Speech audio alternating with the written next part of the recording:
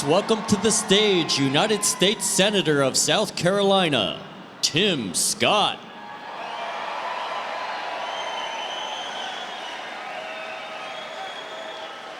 Hello, South Carolina! How many of y'all are ready for 4 more years? I tell you what, as y'all probably remember, I have recently got engaged. And today is Valentine's Day. But I told my fiance I have a chance to introduce the next President of the United States. And if you are like me and you want our borders secured, how many of y'all want Donald Trump? If you want to restore law and order in our country, how many of you want Donald Trump? If you want a stronger economy, how many do you want? Who do you want? We want Trump.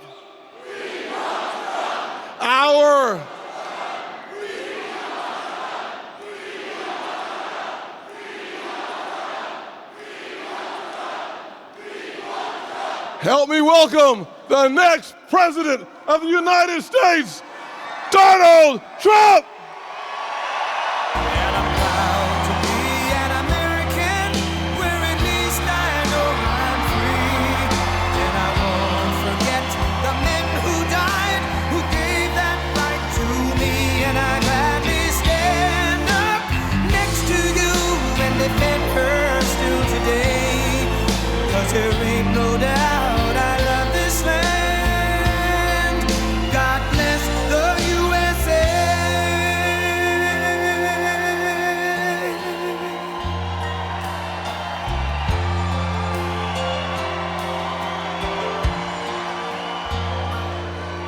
From the lakes of Minnesota to the hills of Tennessee, across the plains of Texas, from sea to shining sea, from Detroit down to Houston and New York to LA, where there's pride in every American heart, and it's time we stand and say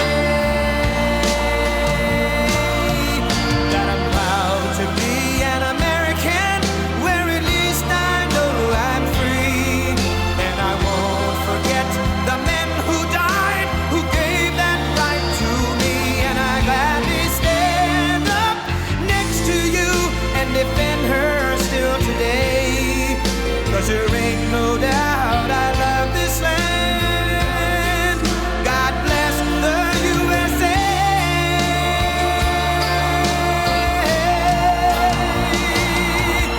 And I'm proud to be an American, where at least I know I'm free.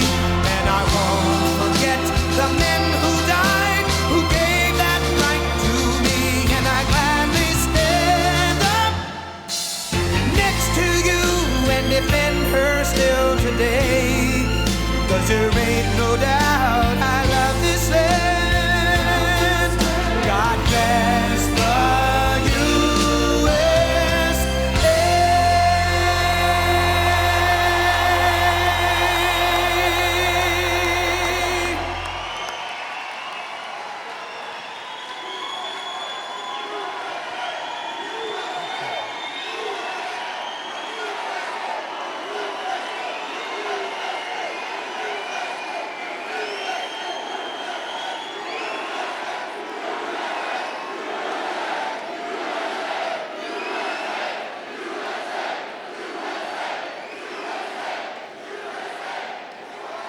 Well, thank you very much, South Carolina, and happy Valentine's Day, everybody.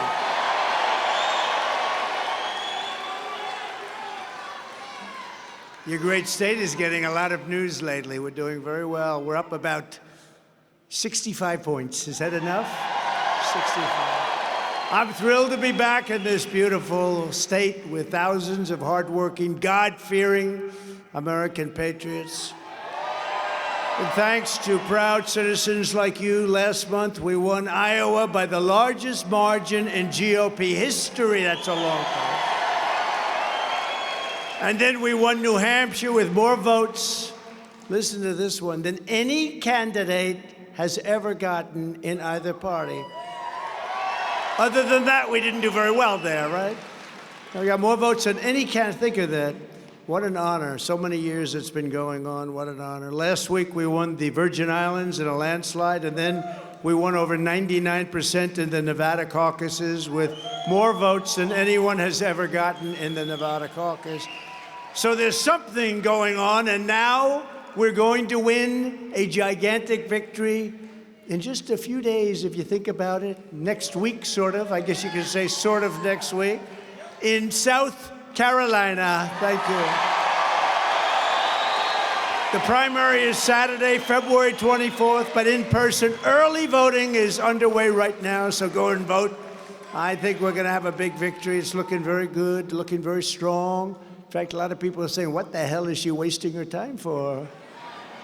And I agree with that. It ends on February 22nd, and it's closed this Sunday, the 18th, and Monday, the 19th, for President's Day. But you just go vote early or get there. It doesn't, frankly, from my standpoint, just vote. Whether you do it then or whether you do it early, just go and vote. Nikki Haley is pushing Democrats to vote, so if you don't want liberals and Marxists to meddle in your primary, which they shouldn't be able to do, then you have to get out and get every patriot you know, come out this week and vote for our campaign. It's going to be over very quickly, very, very quickly. With your help, we're going to win this state, and this November, we're going to win the White House, and we're going to take back our country. Right, Henry?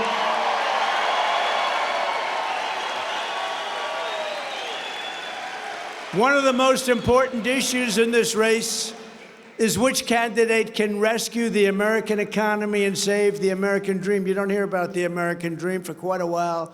It's the American nightmare right now.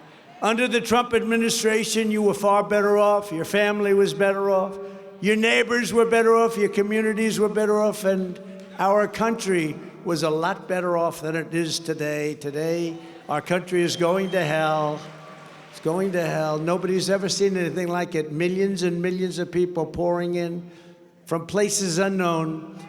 America was stronger, richer, safer, and more confident than ever when I was sitting behind that beautiful Resolute desk in the Oval Office. Together, we built the greatest economy in the history of the world with record tax cuts, record regulation cuts, record energy production. We were doing a lot of records. And rising wages for Americans of every race, religion, color, and creed. That's why Hispanic Americans, African Americans, Asian Americans, women, men, young students with a brilliant education, young students with no diploma, no education to speak of. Every single group was doing better. There wasn't a group that was not doing as well.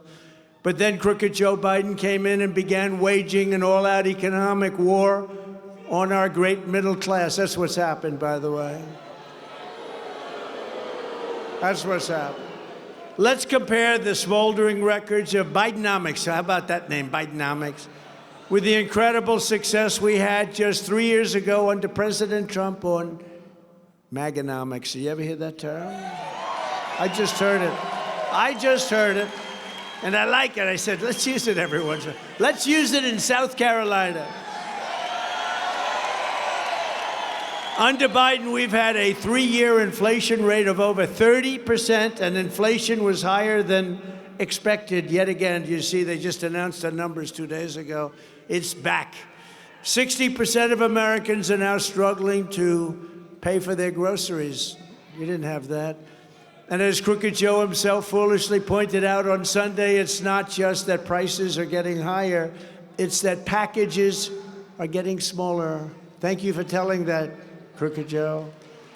Worst president in the history of our country, by far. In fact, Jimmy Carter is a very happy man because His administration is brilliant by comparison.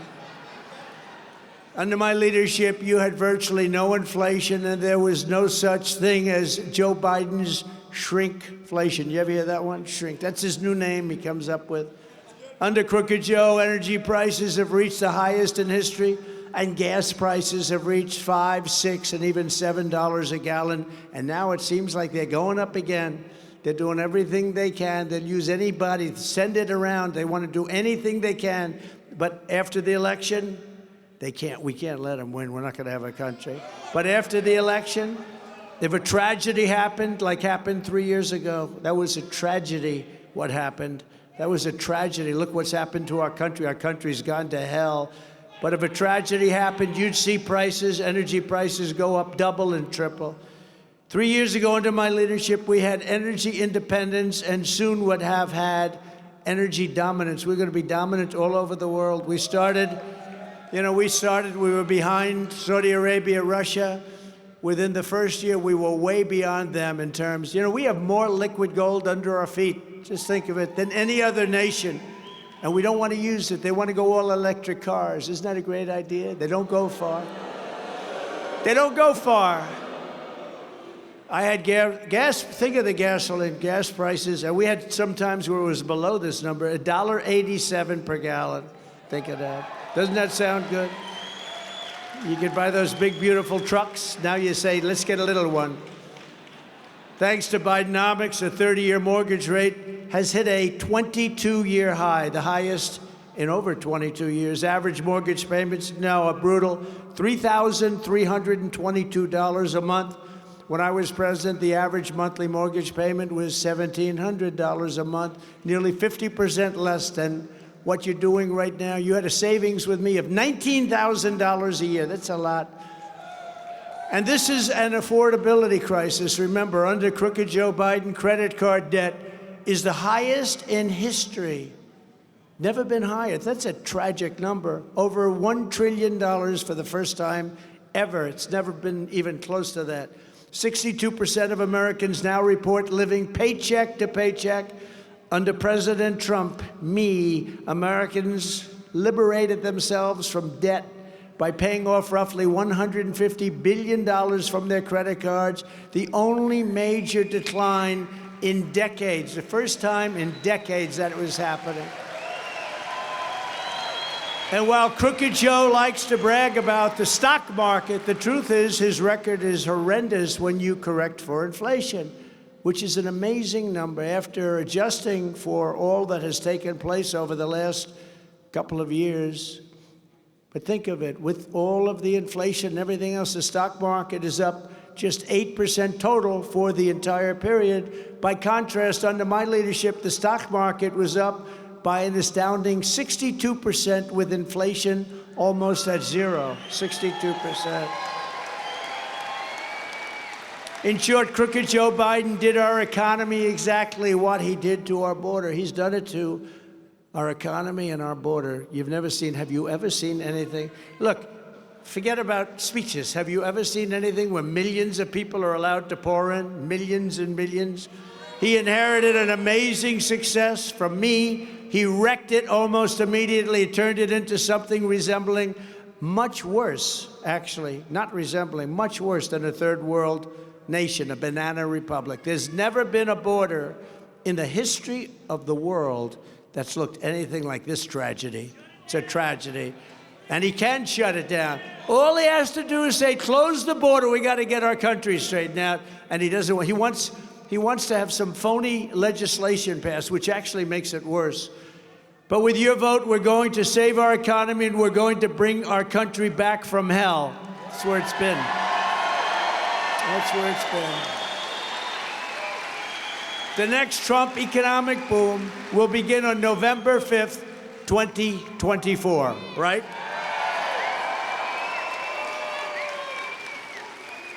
Upon taking office, I will end Joe Biden's war on American energy, cancel his ban on exporting American natural gas, beautiful, clean natural gas, and we will drill, baby, drill. Bring it way down. I will revoke China's most favored nation's trade status, and we will impose stiff penalties on China and other trade abusers. They're abusers. Don't forget, I took in hundreds of billions of dollars from China. No president's ever done anything like it. Under my policies, no company will ever want to even think about firing their U.S. workers and outsourcing your jobs to foreign countries, like is happening now at record levels, and we stopped it. Because if they do, those countries are going to pay a very steep price, and that's why they didn't do it. They didn't play games with us. We will once again live by the maxim of the Trump administration: buy American, hire American, buy and hire American. To protect South Carolina workers, I will also pass the Trump Reciprocal Trade Act. You know what reciprocal trade is? When they screw us, we screw them. It's very simple. If China or any other country makes us pay a 100 or 2%, think of this, it happens all the time. We did a lot. We did very nicely with China. They aren't doing well right now because of the tariffs and taxes I put on. If China or any country puts on a 100 or 200% tariff, we will make them pay a reciprocal tariff of 100 or 200% right back. If they charge us, we charge them. And as tariffs on foreign countries go up, taxes on American workers and families will come down very dramatically. We'll take in a fortune. You know, it's an amazing thing that hasn't been done. We were doing it at levels never seen. We were taking in hundreds of billions. We were taking in billions and billions of dollars. And it was easy. It was really easy, amazing. And we kept a lot of businesses going. We saved the steel industry, but now they're blowing it. Did you see where U.S. Steel was just bought by Japan? How about that? Okay, can you imagine? I wouldn't let that happen. It will almost solve our budget deficit in one fell swoop if we do this Reciprocal Act. Think of it, Reciprocal Trade Act. They charge us, we charge them. And then you have senators and some people that say, no, what's wrong with it? It's perfect. That's called Make America Great Again. That's what they do to us. And other countries will not be allowed to rip us off any longer, which is what they're doing. The only ones who hate it are the globalists, because basically they hate America. In a certain way, they actually hate our country. By contrast, crooked Joe Biden's plan for his next term raises your taxes over $6 trillion. Do you know that?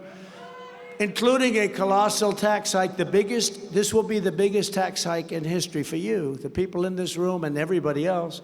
Millions of middle-class families, they're going to take away your Trump tax cuts. So I gave you the largest tax cuts in the history of our country, and they want to take them back. That's not going to happen very easily, I will tell you. I will make the Trump tax cuts permanent. You know, they expire in a year. And we will cut your taxes even more than that. You know, we took in more revenue after the tax cuts than we ever took in before, because the tax cuts inspired investment. But Crooked Joe is not the only massive tax hiker in this race. You also have a person known as Nikki Birdbrain Haley, Birdbrain, who tried to double your gas tax here in South Carolina and also supports a 23% national sales tax. By the way, Henry will never do that. That's for sure. I will never let that happen to you. It's not going to happen. Henry wouldn't let it happen either, frankly. The radical left Democrats want Nikki Haley because they know she's easy to beat. Look at her polls. Her polls are terrible against Biden. She wants to gut Medicare and Social Security and raise the retirement age by 10 years. How about Social Security? You have another year to go, and then you learn it's not a year, it's going to be 11 years to go. I don't know, somehow some people aren't going to like that too much. That's what she wants to do. She's wanted to do that for a long time. She gave land away to China, but most importantly, I'm beating Biden in almost every poll by a lot, whereas she loses to Biden in virtually every poll. And her numbers, by the way, are tanking. Her numbers are going down. As she gets angrier, crazier, and suffers deeper scars from Trump derangement syndrome. She's got a terminal case, Trump derangement syndrome. Not a nice thing. There are many people afflicted with it. Most of them are gone. On the amnesty bill, Nikki sided with crooked Joe Biden. I sided with the American people. She sided with Biden. Nikki has gone so far left because of her Democrat donors. She's actually got very little money now because they all gave up because she's given, like, there was one poll that said she has no chance. That's pretty tough, 0. I give her a 1%. I don't really mean it, but I give her a 1%. And that she's not just attacking me, she's actually attacking the entire, she is really going after the Republican Party. And that's very bad. We got to beat Biden. We got to beat Biden. 3 years ago, she said, all of us who worked with Donald Trump witnessed the tremendous amount of love and respect he has for our military. He was determined to protect our military. We had many conversations in the NSC meetings about protecting them. He loved our military so much, is what she said. Now she says, well, I don't know too much about him in the military. And on that, though, she was correct. I love our military. You have a big military here. I love our vets. I've taken care of our vets like no president has ever done. No president has ever given the vets what I gave them. I gave her the job at the United Nations, 90% for one reason, because I wanted to make Henry McMaster the governor of the great state of South Carolina. And he's done a great job. Thank you very much. And Peggy, thank you for being here. Thank you, Henry. Nikki is also political best friends with a guy named Mitt Romney. Has anyone ever heard of him? That's not a good thing. Who has run, really, I mean, he's been run out of office, essentially. Remember, he was with the mask running down Pennsylvania Avenue with Antifa. I said, this guy's not good. No, he didn't run because he couldn't have had my support, and in Utah, he couldn't have won the race. He could not have won, so he didn't leave very easily, but he left. He's gone. He's gone. Unless he changes his mind, maybe he will. I hope he does. Then he goes down in defeat. And she seriously thought about supporting a gentleman named as Barack Hussein Obama. Well, it's right on the tape. I don't know if they're going to put up that tape, but it's right on that tape. Barack Hussein Obama, she wanted to support him, and she decided to go with Romney instead. That's all we have to know about her. Don't want to waste a lot of time on her because we have much more important subjects, so we'll get to it. But it's no wonder Joe Biden and his thugs are so and they are desperate. They are desperate. Do you see this guy on television today? I mean, he's like a crazed lunatic. Round eyes. The eyes are all round as hell. But I know he didn't have any plastic surgery, I know. The eyes are round. Foreign leaders look at him and they say, you gotta be kidding. They only know that we are the only, and they know this, that we are the only ones who are gonna stop the Democrats. They're gonna destroy our country. That's why they're weaponizing law enforcement for high-level election interference. That's what they've done. It's all election interference. They love to talk about disinformation and democracy. It's all disinformation. They're great at cheating on elections, and they're great at misinformation, disinformation. Similar, not the same thing, but both. Because they're the ones who are weaponizing the DOJ and the FBI, our election systems, and attacking free speech. And they're also going into the states, and they're getting the district attorneys, and they're getting these people are really bad for our democracy. He is a threat to our democracy for numerous reasons. Number one is he's grossly incompetent. That's number one. Number two, they're weaponizing law enforcement against their political opponent. In the case of me, it's me who's the political opponent. And because we're leading him by so much, it doesn't make it any easier, probably for him or for us, but we're leading by so much, partially because the people of our country get it. Congress ought to impeach crooked Joe Biden for attacking his political opponent by weaponizing the DOJ, the FBI, and even the local DAs and attorney generals against his political opponent. They ought to impeach him, because that is the most undemocratic thing that you can do. This happens in certain countries, but never happened in our country. All of this persecution is only going on because I'm running for president and leading big in the polls, beating Nikki by 36 points in the latest South Carolina poll, and beating Biden by 15 points in the latest Morning Consult poll. Remember, I always used to talk about polls, right? Always, because to me it's very important. Only I would talk about them if they were good. If they're bad, I didn't bother with them. But they're good. They're the best polls we've ever had. I actually think their weaponization of DOJ, FBI, I actually think that's driven our numbers way up because people don't like it. They're not going to stand for it. In the latest morning console poll, we're at 80% in the Republican primary. We're dominating everybody. And then when you go over to the Democrats, Crooked Joe in the general election, we're leading by landslide margins, and they're very worried about it. I don't know. Personally, I don't think he makes it to the starting gate. I hate when they compare him to me. He's old, he's broken, he's incompetent. But let's also talk about Trump. You know, I stand up here, I make these speeches all the time. All the time. We have the biggest crowds in history. In history. If I didn't have it, you'd know before anybody. Front Row Joes would know. Our great people from North Carolina. Over here, we have like 35 women. They follow me, North Carolina. They follow me all over the country. They're beautiful. They're great. I don't know what the hell their husbands are saying.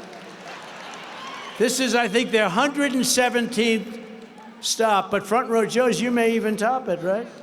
These are serious. How many stops? Yeah, in the 90s, all right, they beat you. The women from North Carolina won, that's all right. But there's never been anything like this. Look, we do these rallies, they're incredible. This isn't really a rally, this was a stop, and we have thousands of people outside that can't even get in. It's amazing. And, you know, yesterday she had a rally. 9 people showed up. 9 people. She's finished. In fact, our lead against Biden is now 6 points, 7 points, 9 points, 11 points, and even one at 15 points. And the betting markets all over the world, the betting markets have us beating Biden by 21 points. We have to do that. And by the way, she's getting clobbered. She's getting clobbered by the Democrats, even though she probably is one. I think she probably is. They're putting up her money. They have the biggest Democrat supporters giving her money because Republicans aren't. They think it's a hopeless case. But don't let that fool you. They cheat like hell. So everyone has to go and keep your eyes wide open for the cheaters and vote, vote, vote. You got to do that. And the primary just coming up. I know you think we're going to win by a lot, and I think we are by probably a record. We've broken every record so far. We've broken Iowa, New Hampshire. We broke every one of them. Every record, every place we've run. Nevada, we broke. The Virgin Islands, we got 100% of the vote. We've broken every record, and I think we're going to break the record here. But it doesn't matter. You have to go vote because we have to show in November the kind of a movement that we have. There's never been a movement like this in the history of our country. This is MAGA. This is MAGA country. This is MAGA country. And you know, when Biden gets up and he barely can read, he can barely stand. Remember he used to say, I'd like to take him to the back of the barn. And everyone thought it was so cute. When I said I'd love to go back there with that guy, it'd take about 2 seconds. I'd go like this. He'd go down so fast, but when I said it, they said the fake news, but look at all that fake news. When I said it,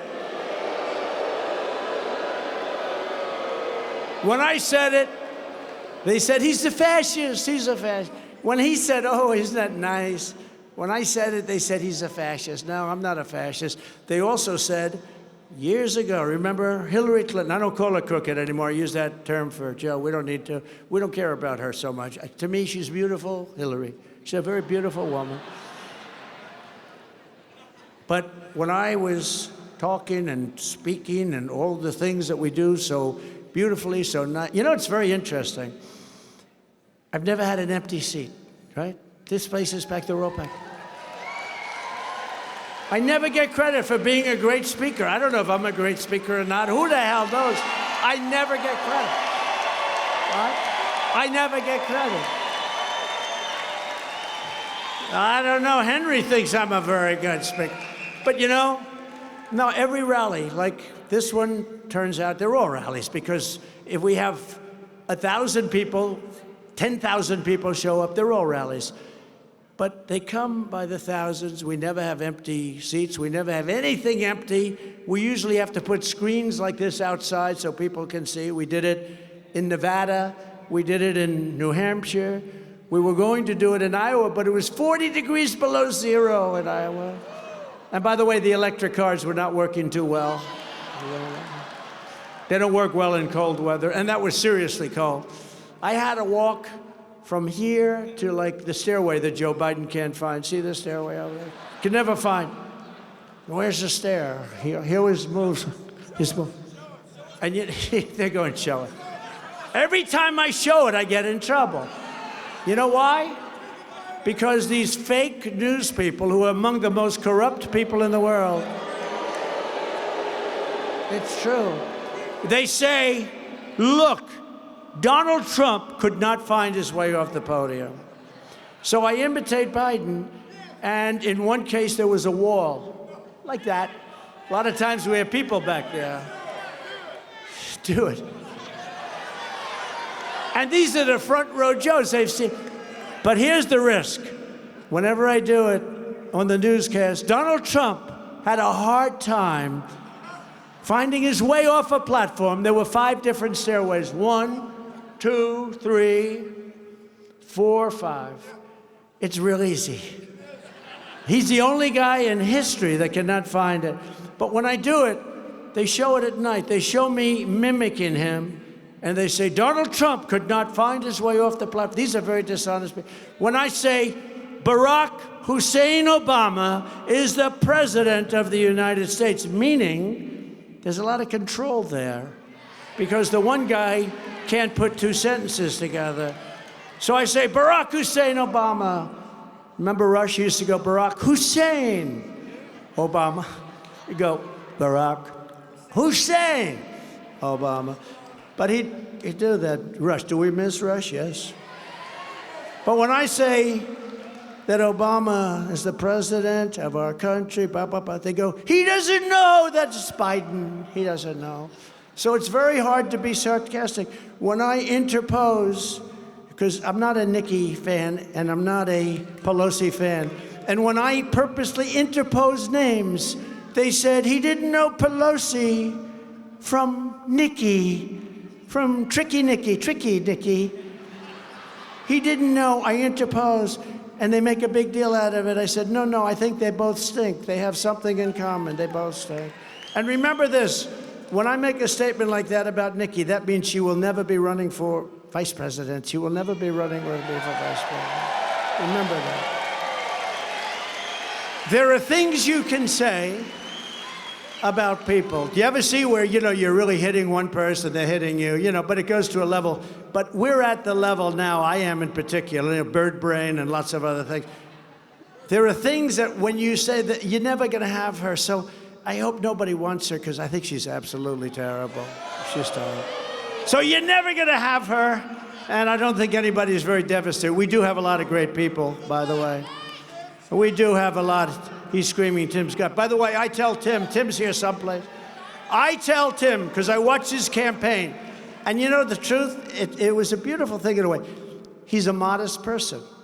And I called him up, because he was defending me on Deface the Nation. Did you ever watch? Ladies and gentlemen, CBS, ladies and gentlemen, it's Tim Scott on Deface the Nation, because they do. Or Meet the Fake News. Remember, most of it, ABC, this is ABC fake news. They're all fake. They're horrible. If they ever turned conservative to a conservative way, or let's say it differently, if they ever turned to common sense, you know what? Their ratings would triple. I tell the top people, I said, if you ever went common sense, your ratings would triple. But I told Tim, so he was, look, he did well, but he wasn't as forceful as he is, because he feels, he doesn't want to talk about himself. It's sort of interesting. And then I see him on Deface the Nation and Meet the Press and all this stuff, and he's just killing everybody. And I called him, I said, you're a much better candidate for me than you were for yourself. I mean it. This guy is the best. He was like a different person. He was like a different person. And I say that with admiration, because I'm the opposite. I'm much better for me than it would be for somebody else. I would be terrible. I'd be terrible. If I was in that position, I'd get up, all right, I did a great job. You should have voted for me. You made it, but this guy's okay. All right, I'm going home. No, I would be terrible. I'd be the opposite of Tim, but that shows great character with Tim. It really does. Where is Tim, by the way? Where is he? I mean that so strongly. He's amazing. Thank you. Thank you. No, he's amazing. He has been, Henry, you know what I mean. I watched him the other day on the Sunday shows. He is just destroying people for me, but he didn't act that way for himself. And he said to me, I find it harder to talk about myself than to something I believe in, something other than myself that I believe in. I thought it was beautiful, and I want to thank him very much. Great guy. The radical left Democrats rigged the presidential election in 2020, and we're not going to allow them to rig the presidential election in 2024. Every time the radical left Democrats, Marxists, communists, and fascists indict me, I consider it a really great badge of honor. Thank you very much. It's a lot of fun. I'm being indicted for you, and never forget, our enemies want to take away my freedom because I will never let them take away your freedom. I won't let them take it. That's where they are. That's what they want. They want to silence me because I will never let them silence you. And in the end, they're not after me. They're after you. I just happen to be standing in their way. Yeah, it's a lot of fun, but I'm happy we're doing it. I'm delighted to be doing it. And I'm also delighted to be joined today by one of the greatest governors in the history of our country, in my opinion. I'm so proud of him, because I did fight for him and First Lady Peggy to get in that position because I knew how good. You know, when I was running, I have a lot of friends in South Carolina, but when I was running, I dealt with Nikki for years. I gave her many contributions to the governor's, thing, and she's one of the governor's association deals, just a lot of money. And I said, I'm sure she's going to be for me. When I called her, I announced, and then I called her. I got no response. Then I called her again and again and again and again. And I said, she's not calling back. And I said, who's the lieutenant governor? Because I heard good things about him. It was a man named Henry McMaster. I said, I called him. Call me back. He said, you know what? I love what you stand for. I love everything about you, and I would be honored to support you. And she supported somebody else. I don't want to say who, because frankly, he's a friend of mine. So, when I become friends after wars, I get along very well with people. So I'm not going to say who, but she supported somebody else. And I had Henry and Peggy going around from 6 o'clock in the morning till 12:30 in the evening, virtually every day for like a month. And we ended up winning like nobody has ever won before, right? Nobody's ever won this state like we won. We had a record. But we're more popular today, Henry, than we were then. But Henry, 7 years ago, Henry and Peggy were unbelievable. And I didn't know him too well. I said, boy, that guy's doing a job. I was saying, who are the hardest workers? Well, probably the lieutenant governor. Anyway, in the end, we crushed her. She was like nothing. We crushed her. And I said, this is the most incredible thing. This man, I was telling this at the victory speech. I said, I would much rather have the lieutenant governor on my side than the governor because he's far more effective. And that's what happened. You have one of the greatest governors in the history of the state, one of the greatest governors in our country. Henry McMaster and Peggy, our First Lady. We love you, Peggy. Thank you very much. Thank you very much. We're very proud of you. Very proud of you. And then we just talked about him, Senator Tim Scott. Thank you very much, Tim. Thank you. Thank you very much. Thank you. Great job. Congresswoman Nancy Mace. We've come a long way. We've come a long way. Thank you very much, Nancy. I appreciate it. Treasurer Curtis Loftus. Curtis, he's here. I just saw him. Thank you. and a young gentleman who's got a big future, who's got a great father. Oh, I loved when he spoke up in Congress. I'm sure you all forget. Oh, that was a beautiful thing. It made him very popular. Nobody knew it at the time, but it was something very special, actually. South Carolina Attorney General Alan Wilson. Say hello to Joe. Alan, say hello to Joe. Thank you very much. Thank you. South Carolina Secretary of State, a really good guy, a supporter for a long time, Mark Hammond. Thank you, Mark. Great job. A man who's been incredible as a friend, but incredible as an ambassador, Ed McMullen. Did a great job, Ed. And you have a lot of representatives, a lot of people from Congress from different states, but I just have to say, State Representative Stuart Jones has been terrific. And thank you very much. Thank you, Stuart. Appreciate it. And a man who I met a long time ago, he was protecting me. He had more bicycles than any human being on earth. He formed a thing called Bikers for Trump. And I would go around, I'd see like sometimes 1,000, I've never seen anything like it. And I felt so safe. I'd go make speeches. They wouldn't even go into the speech. They were circling the arena or wherever I was. They said, we don't want to go in. We know what you're saying, but we want to make sure you're safe. He's unbelievable. His name is Chris Cox, and he's the head of Bikers for Trump. Where's Chris? Incredible. Thank you, Chris. Look at those arms. I want to expose my arms like that. It might be the end of my political career. If I walked up like that, I think that might be the end, but who knows? Hey, Chris, thank you very much. We appreciate it. Great guy. Great guy.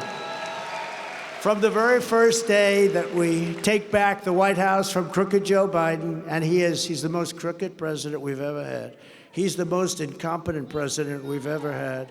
And he's the worst president we've ever had. Other than that, he's actually doing quite a good job. He's a disaster. And you know, I never spoke about him this way. You know that. But when I got indicted the first time, it's all of these cases and all of these indictments are all him. It's him and his corrupt Department of Justice. But all of these indictments, when I got indicted, I said, I can't believe it. Nobody thought it was going to happen. The fake news always said, well, they'll never do that to an ex-president who was very popular. We got more votes than any sitting president in history. I mean, we were very popular. But when they did that, I said, well, I'm going to tell the truth. He is the most incompetent president we've ever had, the most corrupt, and he's the worst president we've ever had. What he's done just on the border, what he's done in Afghanistan, I was getting out, but we were going to get out with dignity and strength, and it would have been faster. But had the election been not rigged, it would have been faster, much faster. But we got out, we looked like cowards, it looked like a surrender. It was the worst moment, I believe the most embarrassing moment in the history of our country. And it gave Putin the idea of going in because there was no chance that he would ever go into Ukraine. There was zero chance. And he looked at that and he looked at the stupidity where they take the soldiers out first. They left $85 billion worth of military equipment behind. They left American people behind. And 13 soldiers were killed, and 38 were literally obliterated with the arms, the legs, the face. What happened to those 38? And nobody talks about them. I talk about them all the time, all because of grossly incompetent people. When we win, I believe we're going to have the 4 greatest years in the history of our country. We're going to turn it around. We're going to turn it around fast. In our first term, we appointed over 300 federal judges and 3 great Supreme Court justices. Did a great job, a record. And for our great veterans, we passed VA accountability and VA choice, and nobody thought it was possible. And we had to get that through Congress.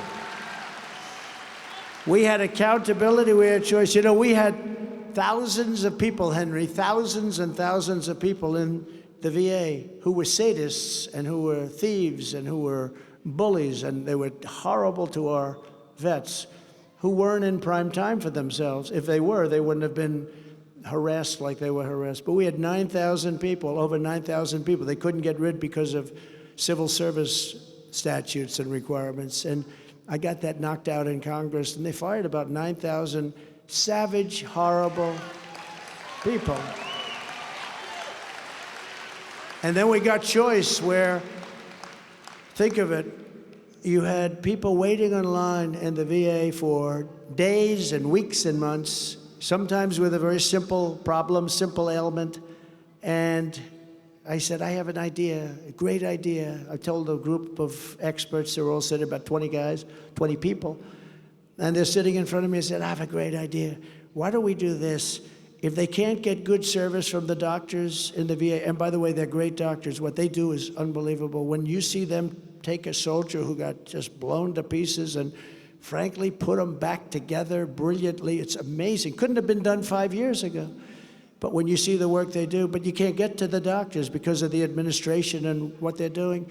I said, you go out, you get a doctor, get a great doctor, get yourself fixed up, and we pay the bill.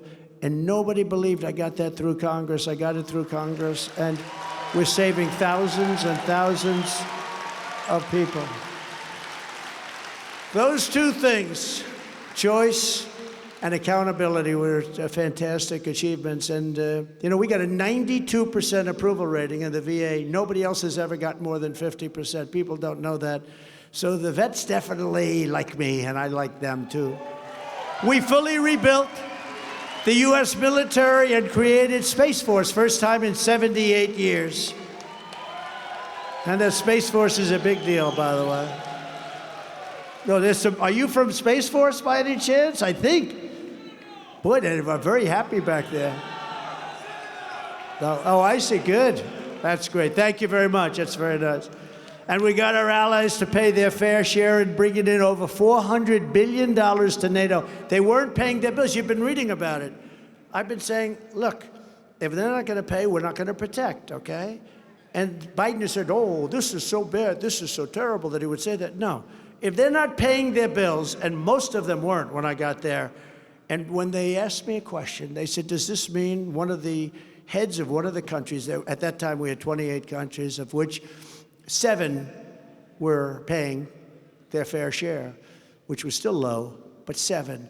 The United States was paying for almost all of it. It was terrible. And I said, what's going on? They said, Bush will come in, make a speech, and leave. Obama would come in, make a speech, and leave. Nobody would say anything about it. When I came in, I didn't make a speech. I looked at the numbers. I said, these numbers are terrible. Nobody's paying their bills. And I told them that. And then I came back 6 months later. I said, now you've had time. But one of the heads of the country stood up and said, does that mean that if we don't pay the bills, that you're not going to protect us? I said, that's exactly what it means, exactly. I'm not going to protect you. We don't want to be a stupid country any longer. And the next day, the money came pouring in. If I said like all the Obama said, it would have nothing to do, and Obama, they probably liked him much better than me. He said, no, that would have no effect. Don't pay your bills, we'll protect you. No, if I say that, they're never going to pay the bills. Hundreds of billions of dollars came pouring into NATO, and I said it just the other day because they've been very lax. We spent 150, maybe 200, because now they want to give them $60 billion more. 60 billion with a B. They want to give them 60 billion more. And I said, wait a minute, do it this way. Loan them the money. If they can make it, they pay us back. If they can't make it, they don't have to pay us back. Loan them the money. Put it as a form of a loan. Why should you just hand it over to them? Do it as a form of a loan. I do that with athletes. They can't quite, like a professional golfer who I think is very good. They don't have any money, but they have a lot of talent. I'll say, here's the deal. I did it with a number of people. Here's the deal, what I want to do. Professional golfer, I play golf. I play very nice. Did you see the picture of me, the horrible picture with the stomach out to here? So what I do is I'm putting up today a picture of me what I actually look like, hitting a ball, smashing the frickin' ball. And you'll see I wouldn't say slim, but not bad. But the ball does go far. I would say it goes about 9 times further than Biden can hit it, 9 times. He said he's a 6 handicap. That may be his biggest light. Do you ever notice Pilots come in, and he said he flew planes. Truckers came in, he says he flew. Military come in, he says I was in the military. They're all lies. His biggest lie is that he's a 6.2 handicap. I've seen him swing. He's like this. That's not. I know a lot about golf. That's not a 6.2. And it wasn't a 6.2 30 years ago. That's a bigger lie than the fact that he flies and he drives trucks. That guy is something, I'll tell you. Think of it. Think of what happened. They just came out with a report. They said he's not competent enough to defend himself in court, but he's competent enough to be president of the United States. How does that work? How does that work? But me, I got to go through a trial, and I had a thing called the Presidential Records Act. I did absolutely nothing wrong. But I don't know, I wouldn't have liked that verdict. You can not defend yourself in court because you're grossly incompetent. You don't have any memory. You're a disaster. But you can be president of the United States. I don't want a president that's not allowed to go in and at least talk and defend himself. So they're protecting him. They're actually protecting him, but they're not protecting our country. Our country's in big trouble. But we still have a lot to do. We're going to do things that you can't even believe. We're going to do it fast, too.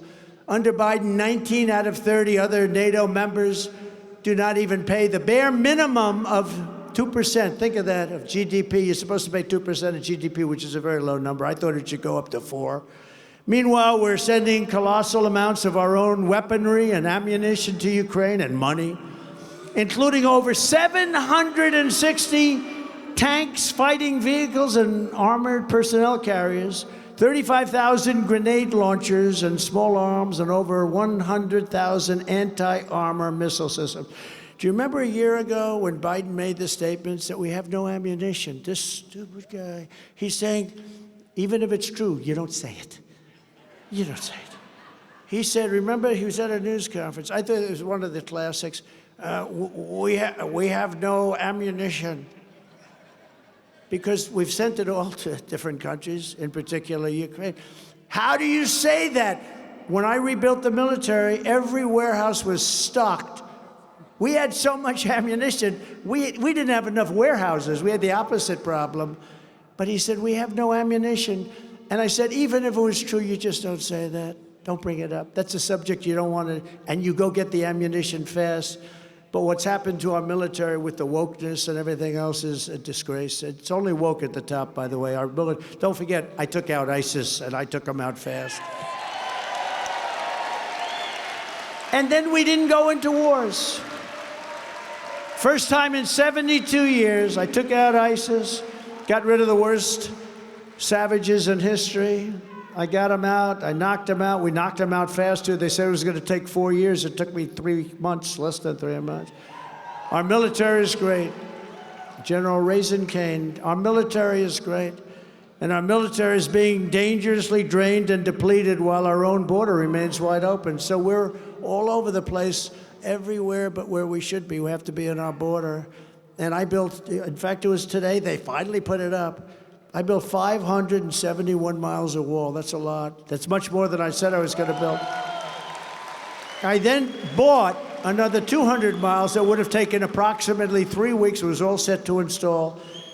And we had the rigged election, and the other side took over, and they sold that 200 miles of stuff for like 5 cents on the, think of it, 5 cents on the dollar. They sold it. They sold this unbelievable, that was exactly what Border Patrol, I didn't want that particular wall. I wanted to use concrete plank going 40 feet up in the air would have been fine, but they said no good. Concrete's not strong. They needed a hardened steel, then they needed concrete inside, they needed rebar. It's very complicated stuff, but they needed the panel. It's called an anti-climb panel. I said, I don't like the way it looks. They say, the difference is they can climb over it without it. With it, you can't climb. We had Mount Everest climbers, and we had a lot of drug dealers, frankly. We said, give us your best climbers. And they couldn't get over the panel. We built I think it was 571 miles of wall. We had another 200 miles to go. Would have been up in 3 weeks. And these guys said, we don't want to do that. We want to have open borders. And I never believed they did, because who the hell wants open borders? Who would want it? Who would want it? And they come in by the millions, and they're coming from jails and prisons. There's a slight difference, if you know that. And they're coming from mental institutions and insane asylums.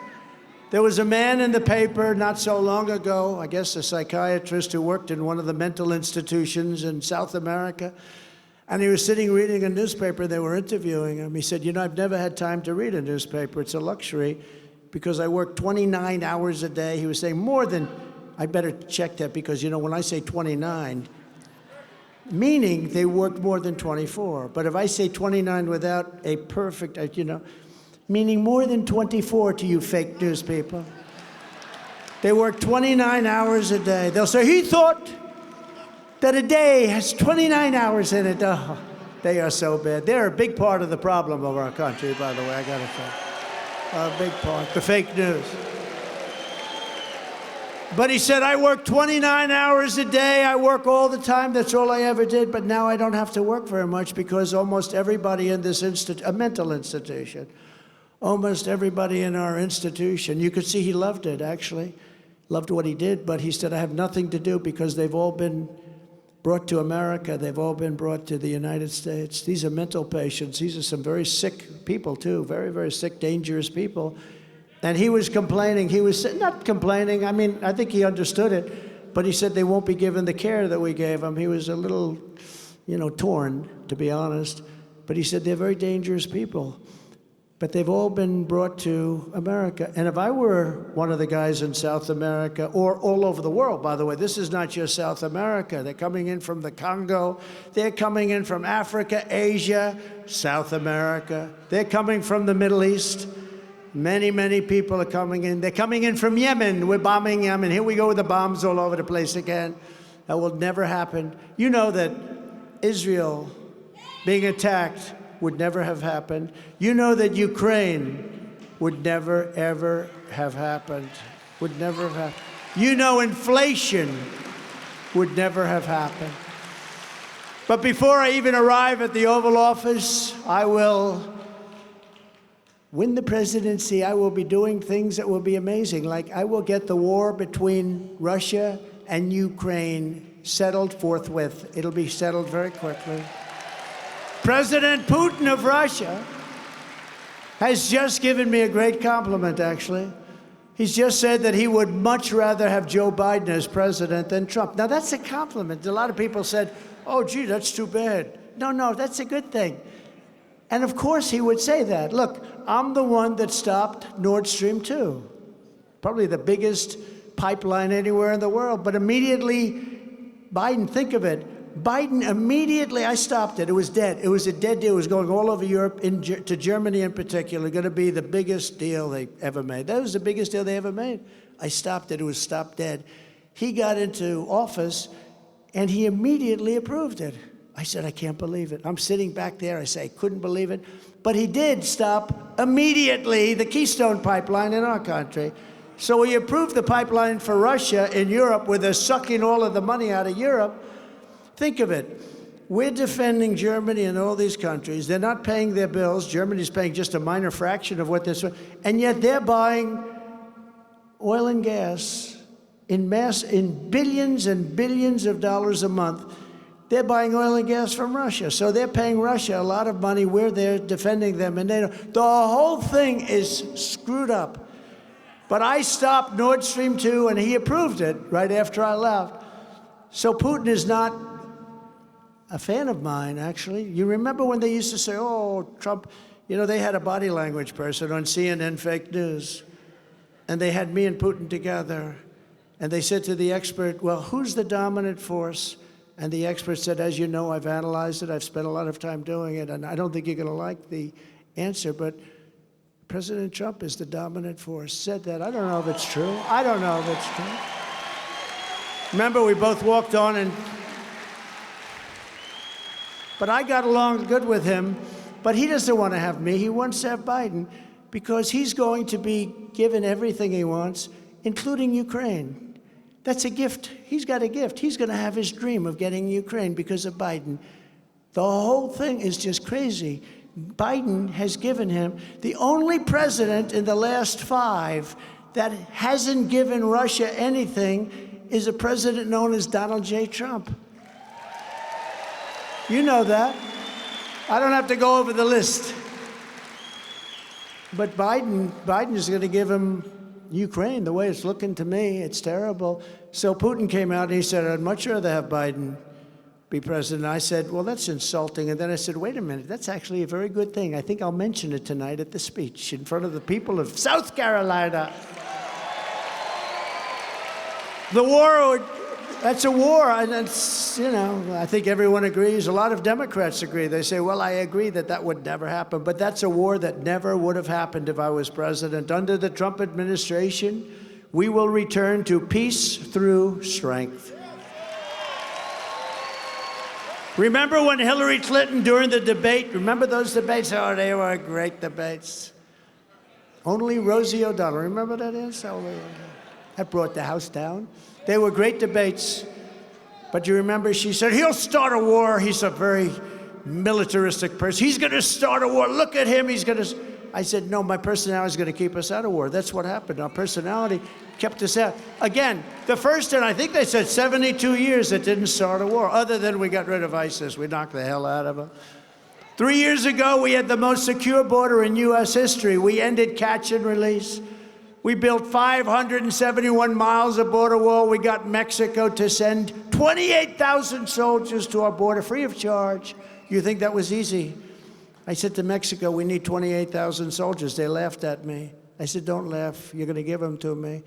Because you couldn't get the money for the wall, so I had to do something, right? I have to keep my pledge. You're not allowed to do, there's no legal mechanism where they pay for a wall that we have on our territory.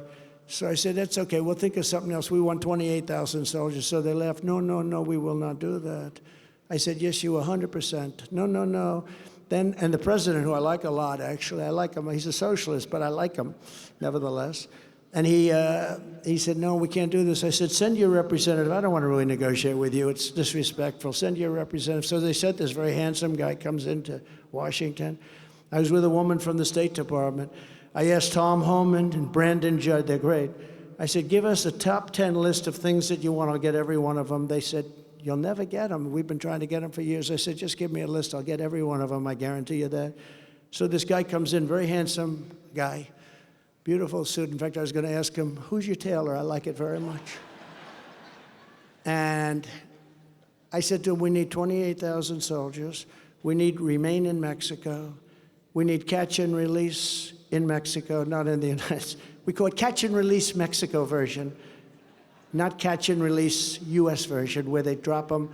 A criminal, what have you done? Murder. Okay, you'll come back in 7 years. We're going to give you a case. And nobody ever shows back, unless they're very stupid. The stupid ones come, you don't want them either. Nobody comes back. You know, we catch and release. We release them, and then we say, come back in 4 years, 5 years. They never come back, as obviously nobody would. Who would? We were the stupidest people on earth. But I asked for 10 things, but remain in Mexico is a big one. You couldn't come in here. You had to remain in Mexico until we decide whether or not you could come in, of which 95%, maybe more than that, couldn't come in. That was me. And Biden ended it.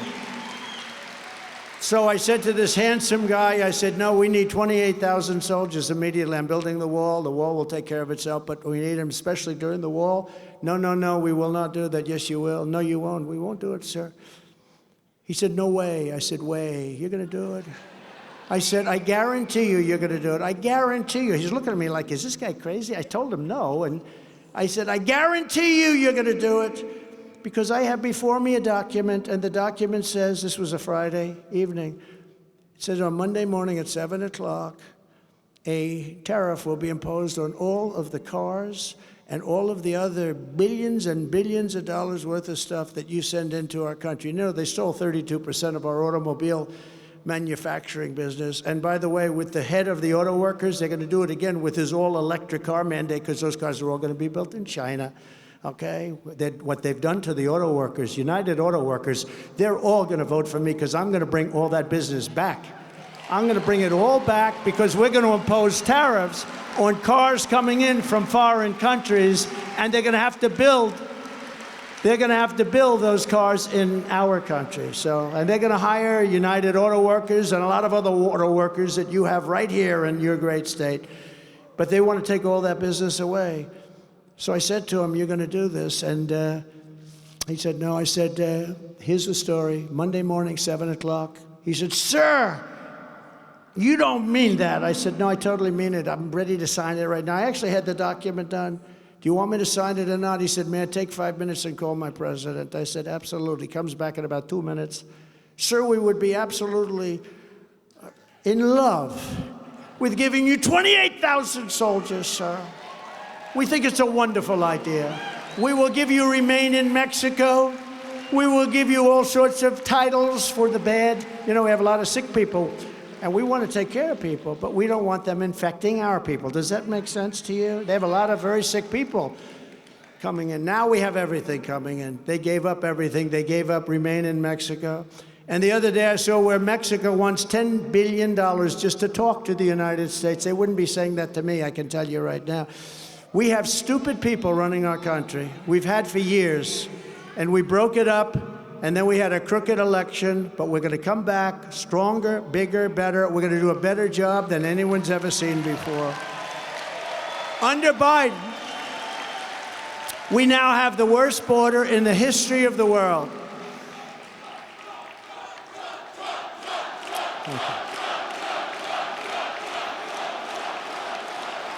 Thank you very much.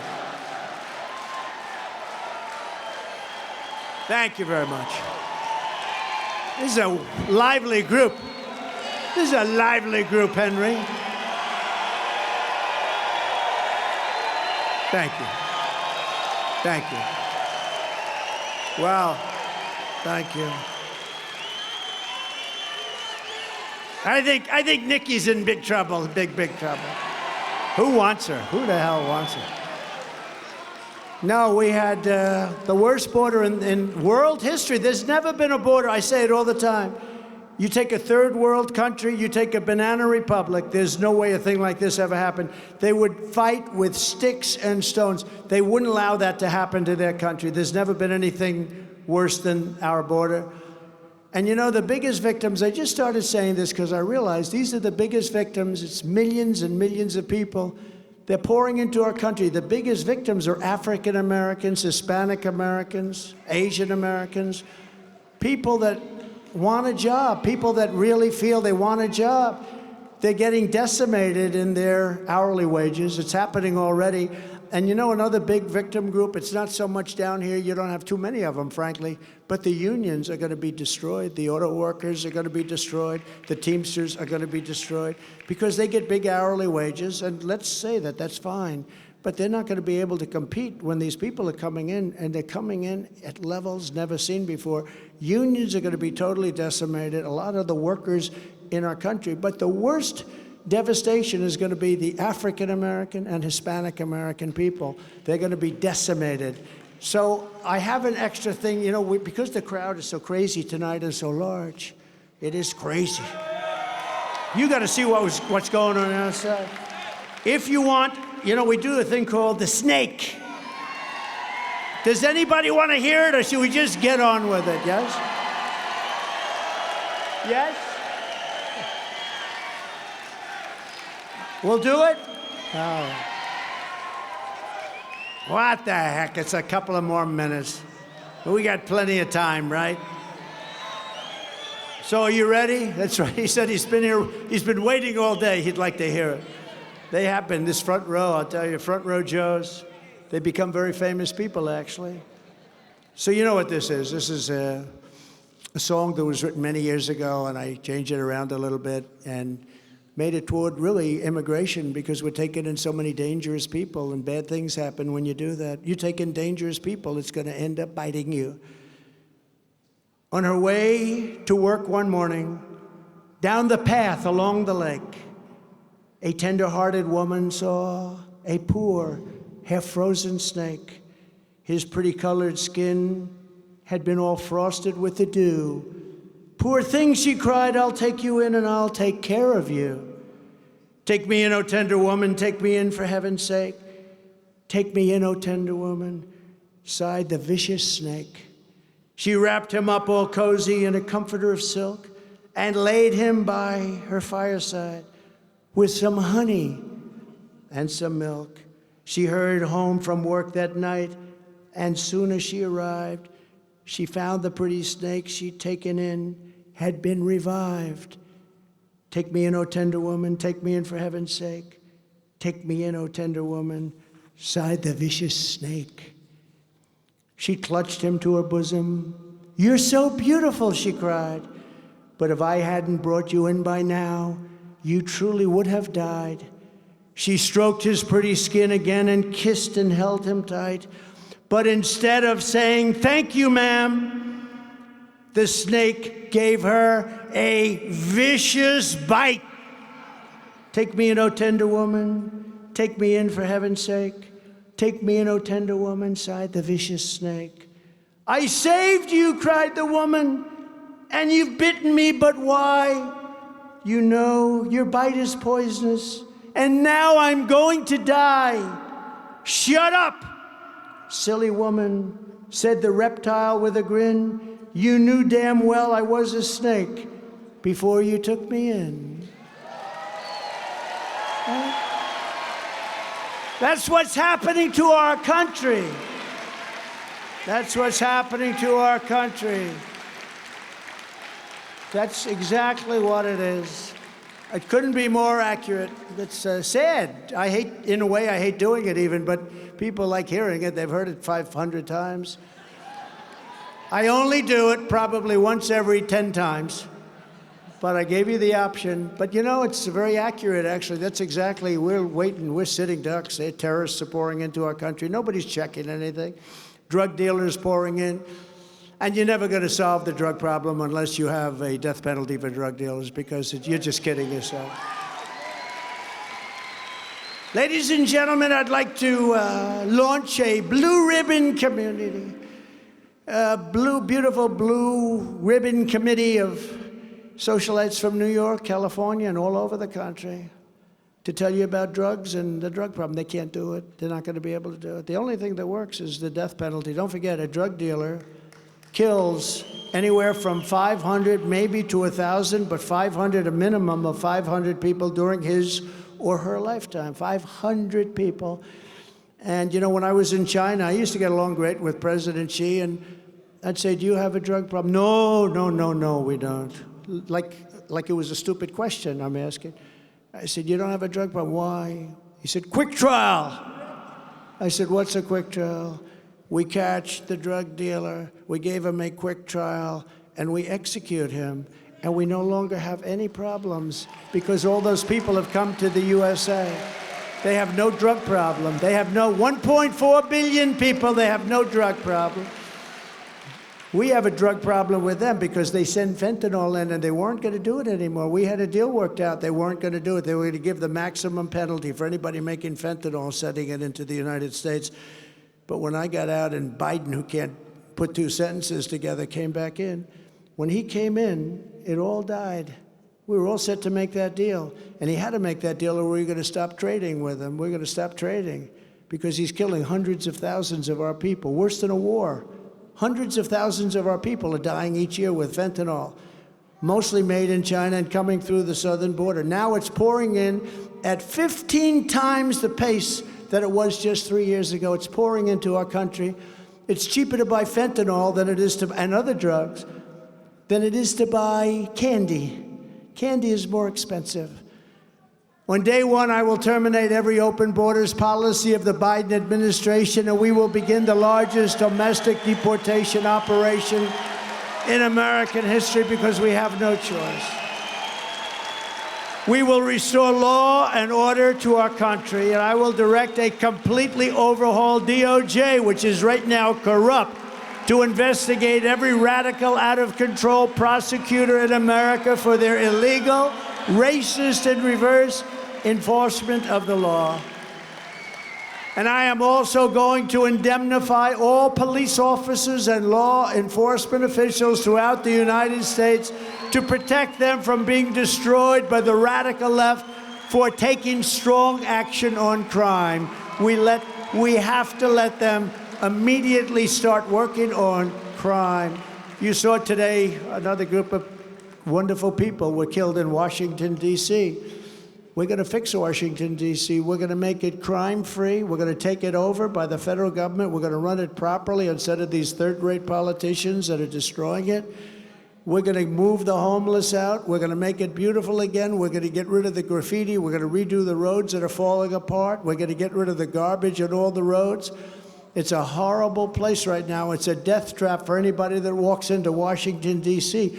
You would go down to Washington, D.C. You were so proud of it. It's a death trap.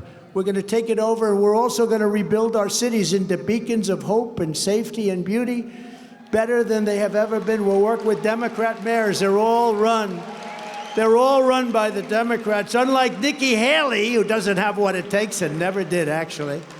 I will always defend Medicare and Social Security for our seniors. She won't. On day one, I will sign a new executive order to cut federal funding for any school pushing critical race theory, transgender insanity, and other inappropriate racial, sexual, or political content onto the lives of our children. And I will not give 1 penny to any school that has a vaccine mandate or a mask mandate.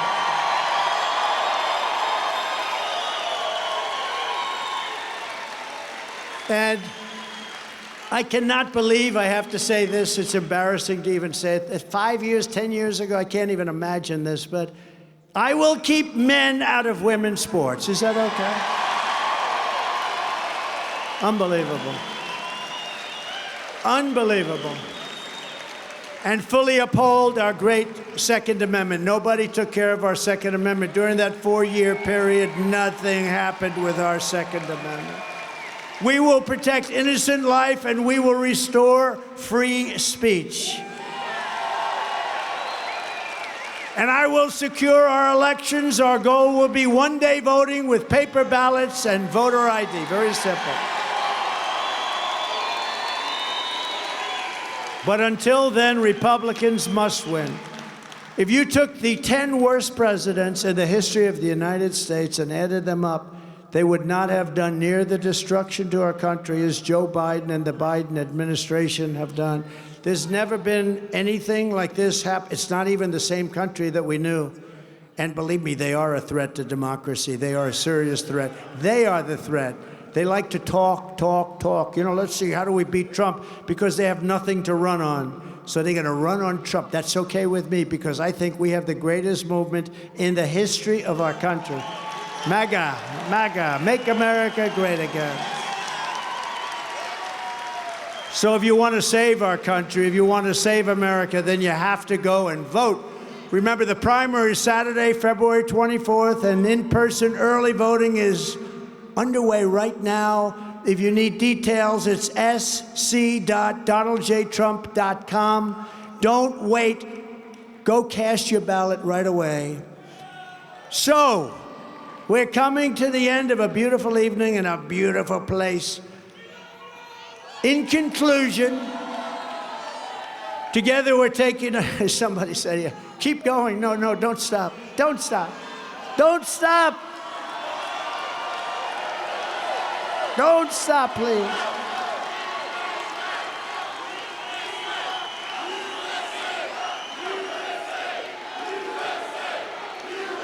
Don't stop, sir. Please keep going, please. Thank you. Thank you.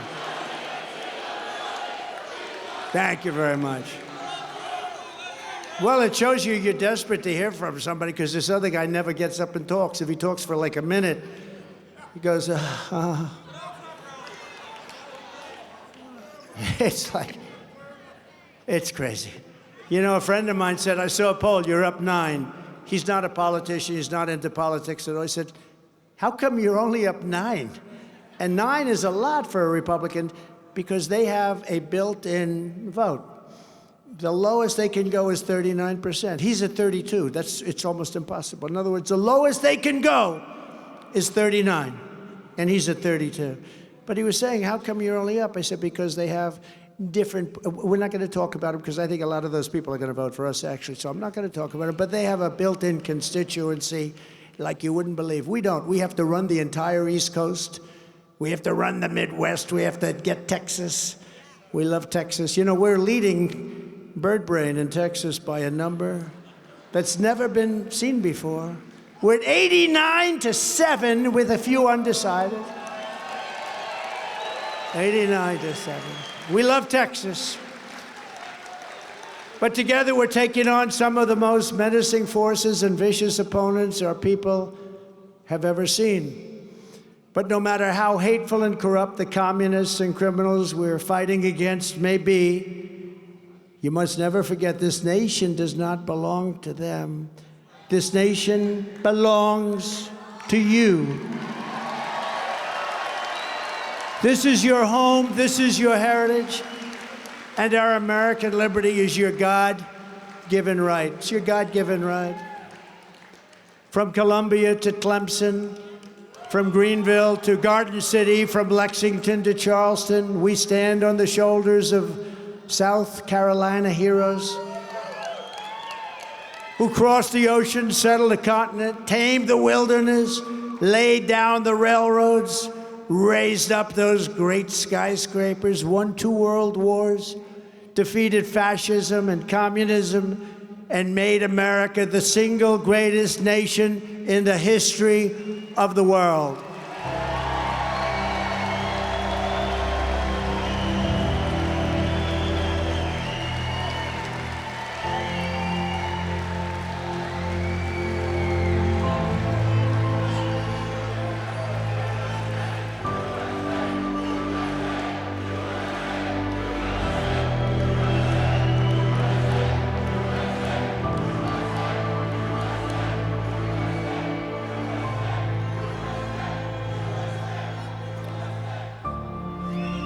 But now, we are a nation in decline.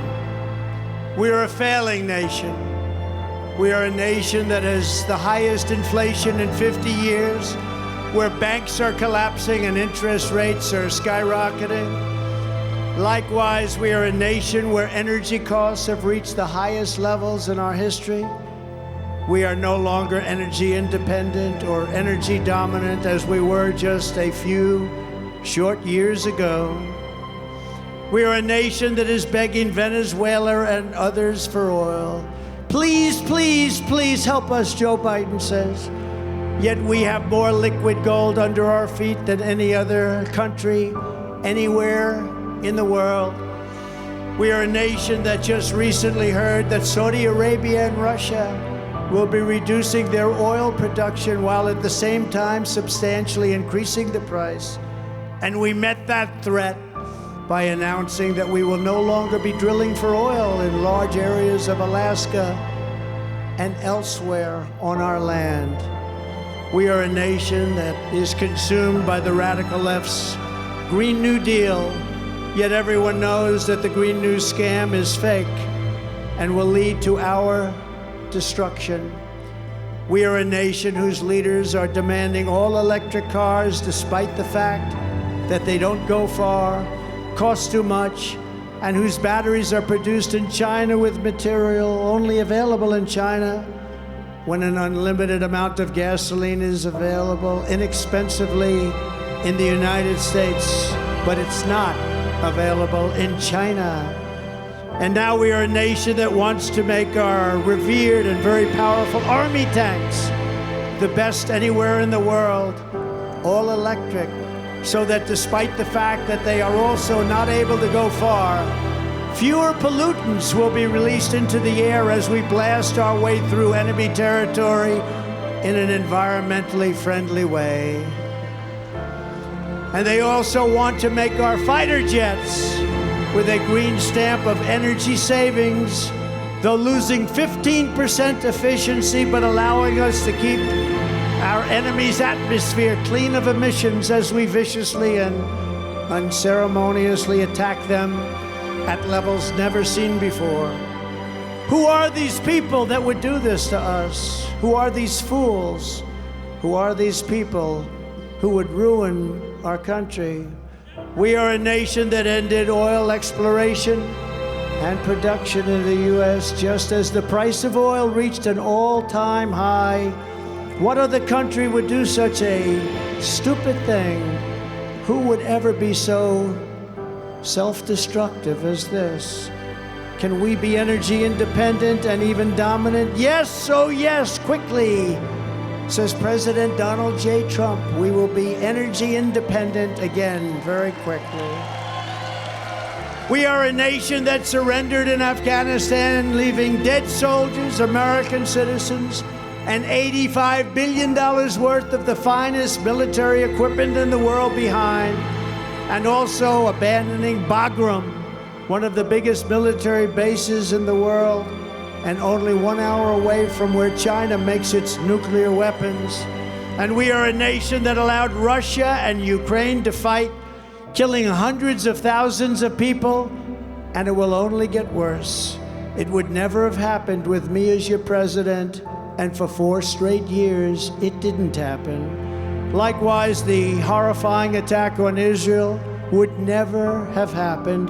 They wouldn't even have thought of doing such a thing if President Trump was sitting in the Oval Office. Would never, ever have been thought of. Iran was broke under the Trump administration, totally broke. They didn't have the money to fund Hamas and Hezbollah and all of the other instruments of terror that they fund. But those sanctions were lifted by a corrupt Biden administration.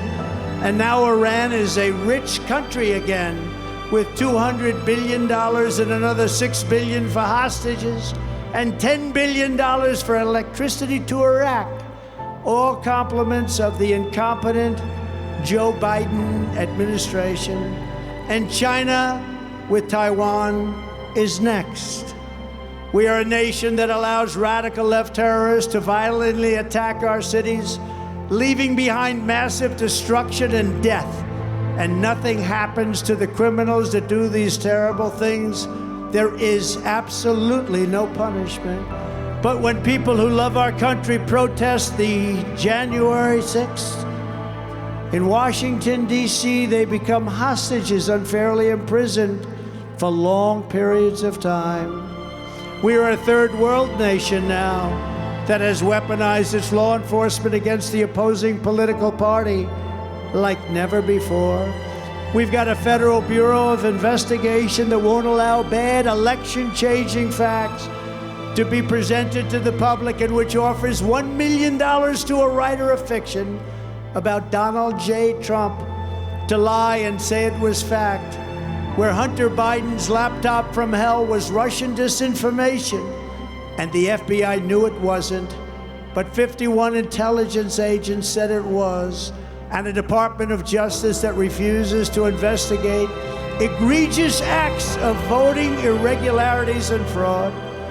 And we have a man who is totally corrupt and the worst president in the history of our country, who is cognitively impaired, in no condition to lead, and is now in charge of dealing with Russia and possible nuclear war, which would be World War III and far more devastating than any of the previous world wars because of the weaponry that no one even wants to think about. We are a nation that no longer has a free and fair press. Fake news is all you get, and they are indeed the enemy of the people. They refuse to discuss the Biden crime family, but enjoy covering the false indictments of Donald J. Trump, who has done nothing wrong except win an election that wasn't supposed to be won. We are a nation where free speech is no longer allowed and where crime is rampant and out of control like never before. We are a nation that is allowing Iran to build a massive nuclear weapon and China to use the trillions and trillions of dollars it has taken from us to build a military to rival our own. And less than 3 years ago, we had Iran, China, Russia, and North Korea in check. They respected us. They were afraid of us. They weren't going to do a thing against us, and everyone knows it. Now Russia and China are holding summits to carve up the world, And perhaps most importantly, we are a nation that is no longer admired, respected, or listened to on the world stage. We are a nation that in many ways has become a joke.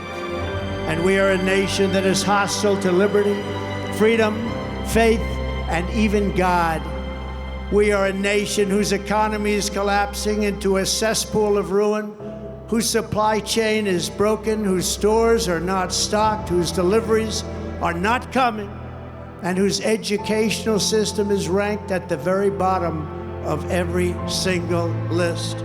We are a nation that sold a once great company, United States Steel, to Japan. We are a nation whose stock market's continued success is contingent on MAGA winning the next election. We are a nation where large packs of sadistic criminals and thieves are allowed to go into stores and openly rob them, beat up and kill their workers and customers, and leave with arms of goods, but there'll be no retribution at all. Where the authority of our great police has been taken, where their families and pensions have been threatened, and their beautiful lives would be destroyed for the mere mention of the words law enforcement. We are a nation where fentanyl and other forms of illegal drugs are easier to get than groceries to feed our beautiful families.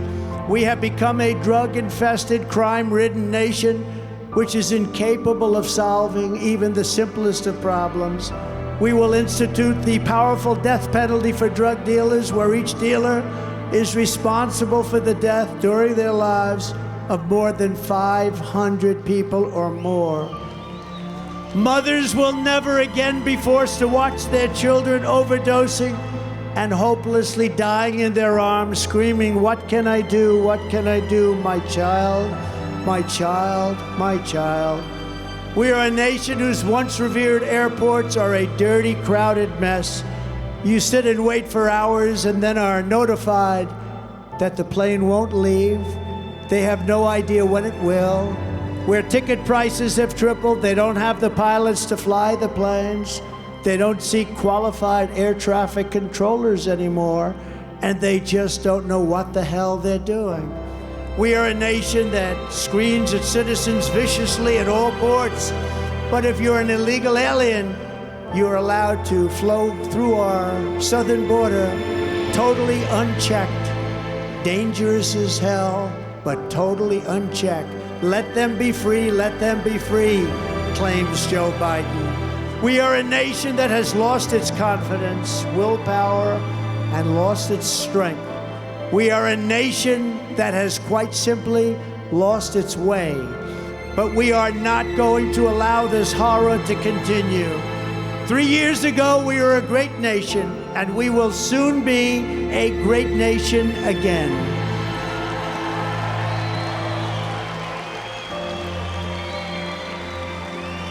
It was hard-working patriots like you who built this country, and it is hard-working patriots like you who are going to save our country. We will fight for America like no one has ever fought before. 2024 is our final battle. With you at my side, we will demolish the deep state. We will expel the warmongers from our government. We will drive out the globalists. We will cast out the communists, Marxists, and fascists. And we will throw off the sick political class that hates our countries. We will rout the fake news media. We will drain the swamp. And we will liberate our country from these tyrants and villains once and for all. Like those patriots before us, we will not bend, we will not break, we will not yield, we will never give in, we will never give up, we will never, ever, ever back down. With your support, we will go on to victory, the likes of which no one has ever seen before. We will evict Joe Biden from the White House, and we will take back our country on Election Day 2024. Crooked Joe Biden will be gone. The great silent majority is rising like never before, and under our leadership, the forgotten man and woman will be forgotten no longer. We are one movement, one people, one family, and one glorious nation under God. We are the greatest movement in the history of our country. We are MAGA, Make America Great Again.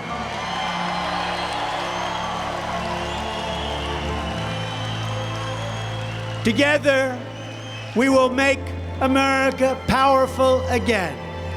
We will make America wealthy again. We will make America strong again. We will make America proud again. We will make America safe again. And we will make America great again. Thank you, South Carolina. God bless you. Thank you. Thank you. God bless you all.